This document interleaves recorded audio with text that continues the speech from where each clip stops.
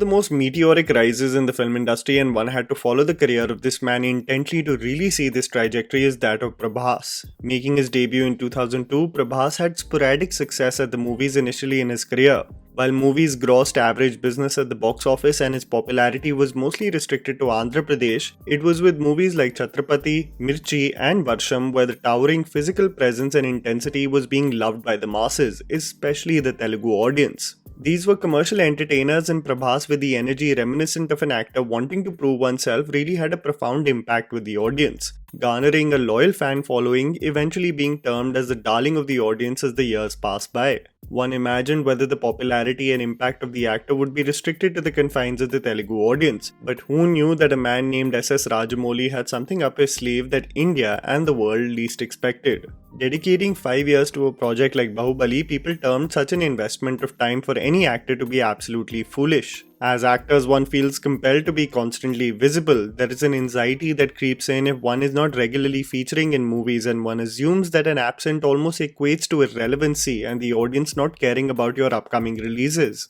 In hindsight, what I genuinely feel is that the audience is appreciative of the time spent on a project, heart and soul being dedicated to a role, because the outcome of it a lot of the time shows in the final product. Prabhas talks about dedicating so much time for a project, and that the only reason he gave everything to this role was because it was being led by S.S. Rajamouli, who was at the helm of affairs. I think one had to see it to believe it, that the real organic pan-Indian growth of a film all started from this film in 2015. Prabhas became a household name, a relatively unknown face in the north of India and many parts globally, was being known for his character, and the anticipation of part 2 was unprecedented. The hype for Baahubali 2, the conclusion, that also came at a time where social media was growing in the Indian subcontinent, where people were chiming in and discussing the several possibilities of why Katappa did what he did. This is the age where groups would be discussing about the possibilities of what lies ahead in the episode of Game of Thrones, and never did any Indian film create so much chatter and discussion. The cliffhanger in this frame created so much buzz that there was no stopping the sequel to be the biggest Indian film in history, and even after 6 years after its release, the movie stands as the highest grossing film in Indian cinema. Prabhas and S.S. Rajamouli especially received massive praise, and one was thinking how the sky is going to be the limit for both the creators. But with success also comes massive monetary opportunities that are not necessarily the best creative pursuits, but more projects lined up together, hopefully with the possibility for only financial success. And I feel this is the trap that Prabhas has found himself in post Baahubali 2. One in retrospect looks at a movie like Saho that released in 2019 in disdain, but one really needs to put things into perspective and acknowledge the sheer anticipation one had for the film across India and globally.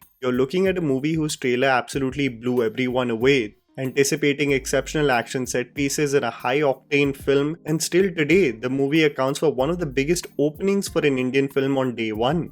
The movie fell apart from a screenplay point of view, trying to pack in too many characters, too many motivations, and too many commercial tropes of song and dance, where it became a mishmash of a lot of things rather than one cohesive story. Made on a massive budget of 350 crores, the movie, still with a negative word of mouth and unfavorable reviews, raked in a box office number of over 430 crores. One wondered whether Prabhas is only saying yes to massive projects for the fat paycheck he is getting, or is genuinely resonating with the content of the films that he is signing. It became clear that he needs someone experienced to be on the director's chair, a person who can guide not only the story but handle such a massive project, and my skepticism was at its peak with his next project, Radhe Shyam. It was announced and was being mounted again on a massive budget of 350 crores. I wondered why provide so much scale on a fantasy romance, expecting Indians across states to swarm in. One of the biggest risks I have seen in recent times, and a script that can be termed as unintentionally funny at best. Other than some beautiful frames, Radhe Shyam fell apart miserably. The CGI dependent worlds created, the forced humor, the choppy editing and conclusion, it all fell apart. And what we got was another massive Prabhas project failing miserably. Was Prabhas stuck in a loop of money being thrown at mediocre projects, just praying to capitalize on his popularity? Was the shine also fading as Baahubali also became a distant dream? The real fiasco, however, was still to come. Om Raut had developed a sense of credibility with what he brought in with Tanaji, and the audience assumed that Prabhas finally might be in safe hands. I mean, what could possibly go wrong when you're doing an epic like Ramayan, playing Ram, and it is being directed by Om Raut?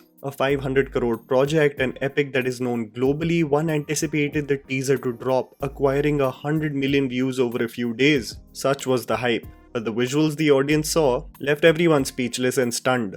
Sadly, for all the wrong reasons. The movie shot entirely on sets, with not only backdrops but supporting characters being digitally rendered and enhanced, seemed more like an animated film than a live action epic. The visuals and its lackluster output stunned everyone. It made people wonder about where the investment of a project like this has gone. The production went into panic mode, went on a press tour defending the film. The media and trade analysts started covering the incompetence of the film, stating how the visuals actually look epic, but only in 3D and on the big screen. It was an entire mess, a massive launch event in Ayodhya, so much of time and money spent on a project, all was met with the audience outrightly rejecting the product they saw. Was there any way the story could be salvageable? Was the damage already done? The production team decided to delay the film on the pretext that it will work on the final edit of the film and enhance it so that it's worthwhile. But those who know anything about filmmaking would understand that there is only so much that one can do to save this project now. A delaying tactic to soften the blow is more or less what I anticipate this strategy became. And with new posters promising more of the same, I wonder whether Adipurush is destined for failure. A project that just through sheer stubbornness will sink. And you know the fate of movies that are delayed unnecessarily. It never really does click with audiences unanimously. It made me think, does Prabhas have a good timeline ahead after one debacle or mess after the other? I think what really saves Prabhas this time is a capable, smart and inventive director. And I think he is in safe hands with Prashant Neel and Salaar and Project K with Nag Ashwin. The commercial dependency of Prashant Neel is bound to interest audiences, and especially if you see the level of detailing that is going to the making of Project K a reality, I really think that these two projects followed by Sandeep Reddy Vanga's Spirit will really rescue Prabhas from the mess that is followed after Baahubali. There is massive pressure on a man who became a global star with the colossal success of one franchise, and one hopes that there is an eventual marriage of commerce and creativity that catapults him further rather than ruining all the goodwill he has built over the years. And that was the video, guys. Write down in the comments below what you think has been the reason for the rise and fall of Prabhas's career, especially after Baahubali, and do you think that he will have a salvageable career with the projects that are lined up later? Please don't forget to follow me on Instagram, the handle is right in front of you. Follow me at JammyPants4. Also, please support us by smashing the like button and subscribing to our channel for weekly content ahead. Thank you for watching.